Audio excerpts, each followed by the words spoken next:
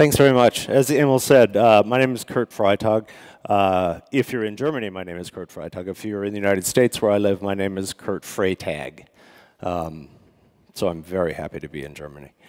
I'm going to talk a little bit about Neo4j, the product, and why we see this acceleration of adoption, what it is underneath Neo4j that makes people so excited about it. If, in fact, the clicker works. You've given me a bum clicker. Yeah, there are several to choose from, and none of them appear to work. Let me talk about some of the key components of Neo4j. There are 6 fundamental architectural components of Neo4j that make it really compelling for architects and developers. I'm not going to dive in deep on each of these, but it's index-free adjacency, which lead to the speed with which it can operate. An ACID foundation that make it a consistent underlying graph data model that maintains graph consistency throughout the system from top to bottom. Full stack clustering, which means that the system is resilient and robust across its deployment. A mature system of language drivers and tooling for the development experience. The Cypher language in particular is extremely mature, and it's a increasingly performant way of querying graph databases. Our graph engine underlying Neo4j that we increase in performance for both read and write with every iteration and release. And software optimizations that we do to adapt to the latest hardware optimizations so that we actually write the Neo4j engine in such a way that it can take advantage of updates in hardware and adapt Neo4j to accelerate the underlying engine when it recognizes that it's running on the latest hardware. I'm going to dive in a little bit deeply on just 3 of these. First is index-free adjacency. So index-free adjacency is the fundamental underpinning of Neo4j's native graph data storage layer. What index-free adjacency means is that when we go to write data into the graph, we store not just the node, but the relationship at the time that we store data, and we store the connectedness together. That's fundamental to the way Neo4j works, and fundamentally different to the way that a NoSQL data store or relational database works. What it means is that because we store the data connected at the time that we write it, when we go to read data out of the graph, we can do pointer chasing on disk or in memory and navigate through millions of relationships in a second. So when queries are specifically relationship intense, when you want to navigate through thousands or millions of relationships, we don't have to do index lookups. We can go just chase pointers on disks and do massively scalable queries of relationship intense functions. The reason this is important is because when you're doing graph-based queries, and you look at the performance of a native graph database versus a NoSQL database that implements graph functions on top of NoSQL, or a relational database that attempts to implement graph functions on top of relational, they'll work out to some small number of hops, usually about 3 hops. And then the performance goes asymptotically high, meaning it takes forever to start getting those queries back. With index-free adjacency, the performance of Neo4j is linear. You can scale out to hundreds of hops, thousands of connections, thousands of degrees, and literally billions of connections, and get the same kind of query performance because of the way we fundamentally store the underlying data. And it's this underpinning, this foundation of the graph data storage layer that makes Neo4j different, unique, and important in the way that it stores data. The second piece I want to talk about is ACID graph transactions. You may or may not be familiar with ACID as a concept. It basically speaks to the transactional nature of committing writes. It's critically important in databases to be able to understand that your transaction as a whole will be committed to the database. And when you're talking about graph transactions, you need to understand that not only will you commit a node to the database and the relationship to the database, but that you commit the entire graph piece of work to the database as a whole. In the case of Neo4j or any graph database, you need to consider that to maintain the consistency of a graph piece of work, you need the nodes and the relationships all connected within the transaction, stored and replicated throughout the cluster to maintain consistency of the graph. Somewhat uniquely in graph, if you lose any bit of that information, you have a corrupt graph. And this is a critically important component of why graph databases require a level of consistency and a level of transaction that is generally far greater than what is available in NoSQL databases and often in relational databases. You can't have eventually consistent data in a graph database. When you do, you have solutions where you may be able to commit an entire graph segment of work to one node, but that eventual consistency leads to replicating only part of that graph workload, graph statement of work, to another node in the system. And you may be able to replicate part of the work, some of the nodes, some of the relationships, to a separate node in the cluster. But without the complete graph work segment, you lose some of the relationships, and you end up corrupting your graph.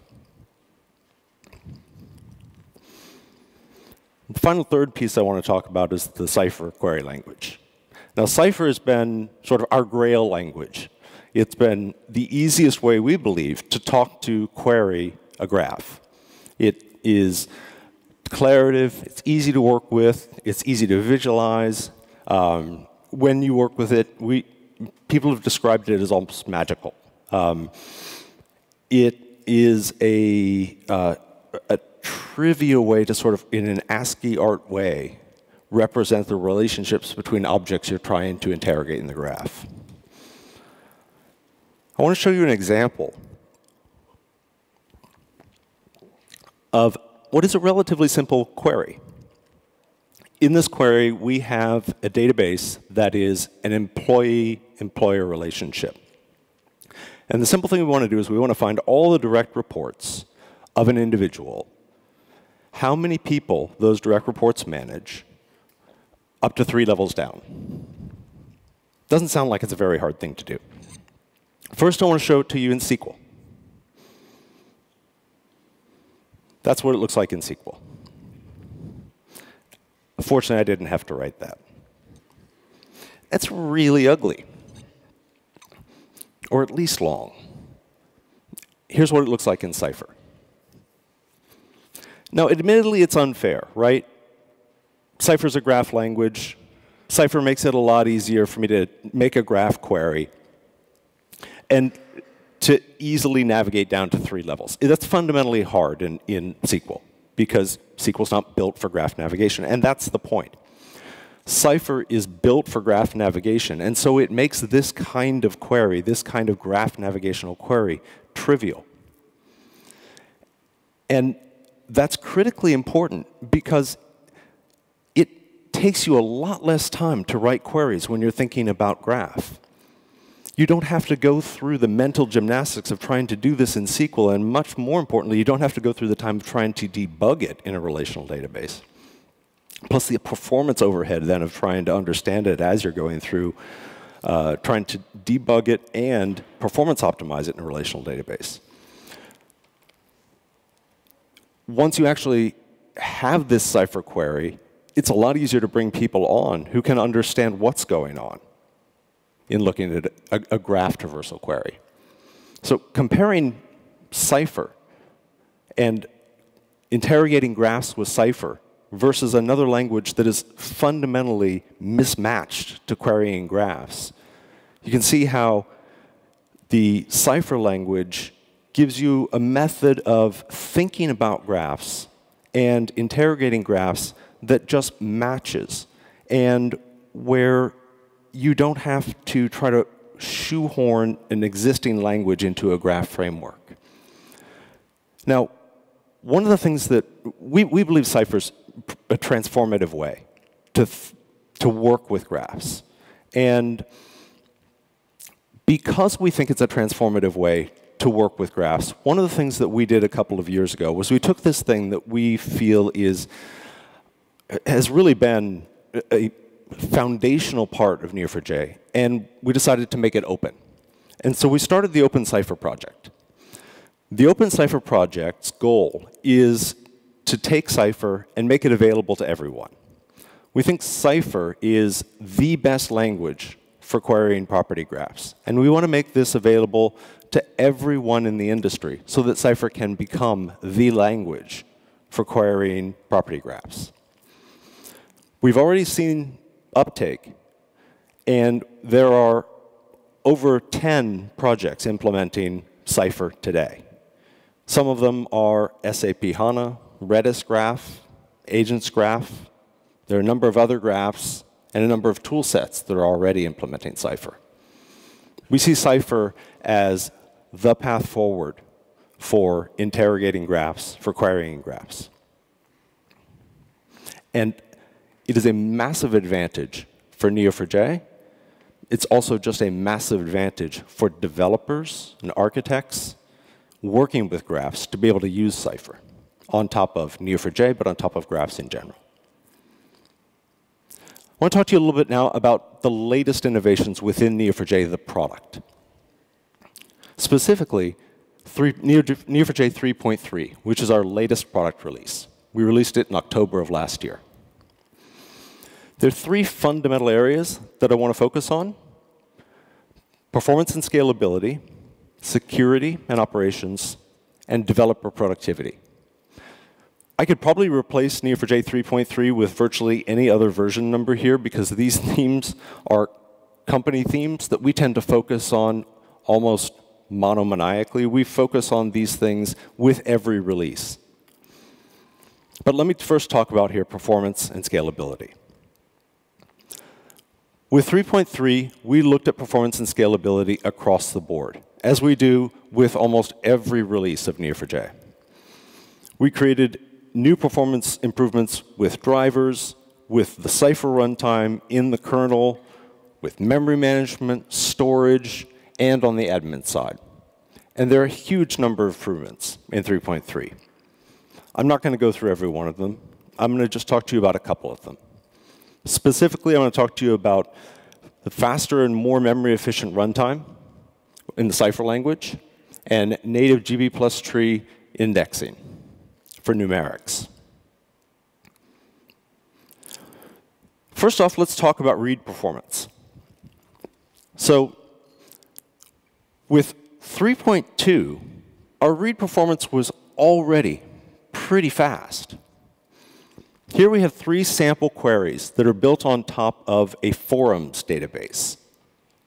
The 3 queries are pretty straightforward queries that you'd have in a forums database. The first one is, I'm a user, I want to get all the posts from my friends and organize them by tag, and then group them by which ones I've read and which ones I haven't read. It's a pretty intense query because the database is relatively large. And in 3.2, that took a little bit under 140 milliseconds. The second query is, for a comment or a post, tell me who needs to moderate it. Just get me the moderator. And the last query is pretty straightforward. For a comment or a post, who posted it? Just navigate the relationship and give me the poster. And you can see performance in 3.2 was pretty good. You know, we're around the 100 millisecond or down to 70 millisecond for the third query. With 3.3, that first query is 139% faster. That's a massive jump in an already really mature product. that second query, looking up the moderator, which means that I've got to go not only look up the post, but then jump and find what forum we're talking about, and then go find the moderator. It's 53% faster. And that last one, where what I'm doing is I'm just grabbing that post and then trying to find out who posted it. I'm navigating that relationship. This is bread and butter stuff for Neo4j. It is a shocking 242% faster. So with 3.3, some massive uplift in read performance. The next bit in 3.3 I want to talk about is write performance. So internally within Neo4j, we have a series of benchmarks that we run to test write performance on a continual basis, because we're always working on this stuff. And it simulates real-world write performance, real-world transactional workloads.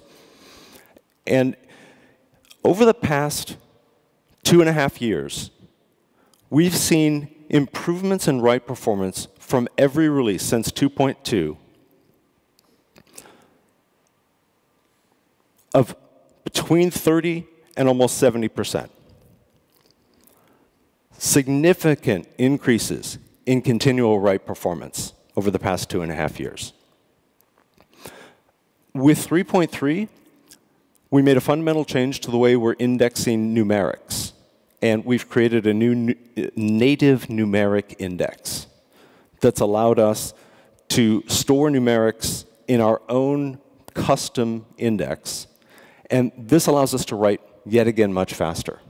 With this normal workload of writing that doesn't bias towards numerics, with 3.3, we increased write performance yet again another 55%. So that means that over the past 2 years, we've increased write performance into Neo4j a total of 700%. Which to me is pretty shocking. 700%? OK, I work here and I think that's fast. All right, the last thing I'm going to focus on, not last thing, next thing, security and operations. In 3.2, we released multi-data center clustering. The need behind multi-data center clustering was customers had geographically distributed load. They had applications that were pulling data in 2 different geographies. In this case, let's say you had users in New York and users in London, and you needed to have data in both places so that you could balance the application. In 3.2, we created the ability to create groups so that you could support this. You could distribute data to both places, and the cluster would intelligently route the data across the 2 so that you could have local clusters to each of those geographies. And it would efficiently use the WAN connection so that when you did replication, you wouldn't be going just any machine to any machine for replication. It would use the core machine at the top of the topology and then replicate down. This was really helpful because then you weren't beating up on that WAN connection. And the drivers in the application could understand named grouping, and they could understand what cluster to talk to locally. So you get the best performance for the application. That was great. The next thing we heard was, OK, you're talking across this WAN now. I want that WAN to be encrypted, and I don't want to deal with it myself. So with 3.3, we introduced intra-cluster encryption. So now, the communication going across the channel between New York and London is encrypted, and it's encrypted with the same certificate technology they are already using to do your Bolt TLS encryption. So it just works. It's pretty cool. All right, the last area I'm going to focus on is developer productivity. As Emil mentioned, a lot of the companies that we sell to are in the enterprise, but a lot of the work that we focus on is how do we make developers successful with Neo4j, both for the community, but also just because the developer is the customer who actually touches Neo4j. With 3.3, we introduced the 1.5 version of the Neo4j drivers. 1.5 is a step forward in that it adds significant improvements in the programming model. There's a new async programming model with drivers 1.5. There's also support for byte arrays. And there's a new load balancing model in 1.5 that supports a least connected load balancing model that more efficiently uses the cluster. And that's transparent to the developer, so simply install it, and you more efficiently use the cluster. The next two pieces go together tightly. The Neo4j Object-to-Graph Mapper 3.0 and Spring Data Neo4j 5 are tightly bound together. They both support the latest major version of Spring Data. They support user-specified IDs and custom ID patterns, as well as dynamic properties. There's significant advancements in clustering for Spring Data and Neo4j OGM. And you can also annotate within Spring Data which methods, how you want methods to handle read your own write, and simply through annotation, you can instruct the system to take care of the heuristics of read your own write. The last bit on developer productivity is Neo4j Desktop 1.0. How many people here, if anybody, has downloaded and worked with Neo4j Desktop? I know you have. Cool. So Neo4j Desktop is intended as mission control for developers. And what that means is we want to give developers one place where they can control all of their connections to all of their Neo4j databases. Neo4j Desktop 1.0 is a starting place, but we want to allow developers to be able to save all of their connections, save all of their configuration, and ultimately to be able to manage everything from one location. It's totally free with registration.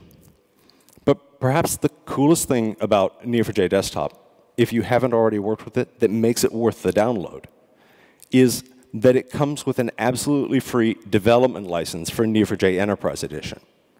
So what that means is you can develop locally with the exact same enterprise technology that you want to be deploying to your production servers for no cost. So head over to neo4j.com/download to pull down a copy.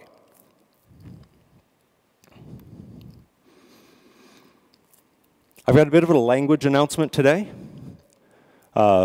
We are announcing today a new extension of Cypher. This is Cypher for Gremlin. Cypher for Gremlin is a project of the Open Cypher language group. Cypher for Gremlin allows users to run Cypher on top of any Gremlin database. What that means is that you can take Cypher and run it on top of any database, any graph database that supports Gremlin. That could be a Cosmos DB, a Neptune, a DB. It could be anything that supports Gremlin. We sponsored this work. It was developed by our partners at Noeda, and they're here today. And the reason why we did this, because you may ask, why in the heck would you put Cypher on top of Gremlin? Because that allows access of Cypher to other potentially competitive graph databases. Doesn't seem to make a lot of sense. The reason why we did this is because we think that Cypher is the best language for accessing graph, and it allows customers to invest in work on Cypher and make that work portable. We fundamentally believe that Neo4j is the best engine for executing Cypher, or frankly, for doing graph work. This allows customers to invest with confidence in the Cypher language and be ensured that that work is something that is for the long term. It also allows other vendors to invest in Cypher, and for Cypher to get broader usage throughout the industry. We've already seen massive uptake with people like SAP HANA, and we want to see more of that proliferate throughout the industry. It also enables tool vendors to start to make further investments in Cypher. As long as that there are many, many property graph languages, it's very difficult for tool vendors to say, we're going to support a language for access to graphs. If there is a language tool vendors can decide on will work as a lingua franca across graphs, then tool vendors can double down with confidence and build tooling on top of graph. Overall, it's to promote confidence. It's to promote confidence in investments in Cypher, be that your investments or tool investments or investments of the industry at large. What does it do? It takes the Cypher at the top, very simple example, matching a person where an age is greater than or equal to 25, and converts it into a Gremlin statement. So it takes this declarative statement at the top and converts it into this semi-imperative Gremlin statement at the bottom. This is a rather simple example of what it can do, but it can do arbitrarily complex transformation to be able to run this, to be able to convert Cypher to Gremlin and run it on a Gremlin database. It's Apache licensed, so it's very open. It's hosted on the Open Cypher GitHub. Here's the URL. I don't expect you to write that down frantically, so we'll make sure to include that in further communications. The Neo4j team who worked with us to do this work, they're here today and will be here after the presentation, and I'm confident would love to talk about this work. They also are the team that built the IntelliJ plugin for Cypher. So if any of you are using that, you are familiar with them already. So please come by to learn more. One last thing. One of the things that we hear with increasing frequency is that customers want to run Neo4j, but they want to run it without servers and without management. That they want a lower cost of entry to enterprise-ready features, and that they want to pay for what they use with Neo4j. That Neo4j is a fantastic technology, and they want access to it in a more consumption-based way. Our solution to this, that we're talking about somewhat quietly today, just with you, is Neo4j as a service on the public cloud. The idea is giving you the opportunity to get Neo4j as a cloud-hosted database in less than 5 minutes with automated backups, automated upgrades, and management. Get you to the value of Neo4j much more quickly and take over the onus of operations. What we're providing to just attendees of GraphTour is a preview of Neo4j Cloud. And Neo4j Cloud is Neo4j's database as a service product. We're in product development now, so it is not broadly available. But we'd like to invite those of you who are interested in learning more and participating and partaking early in the service to come sign up at neo4j.com/cloud. And that's all I've got. Back to you, Emma. Thank you much.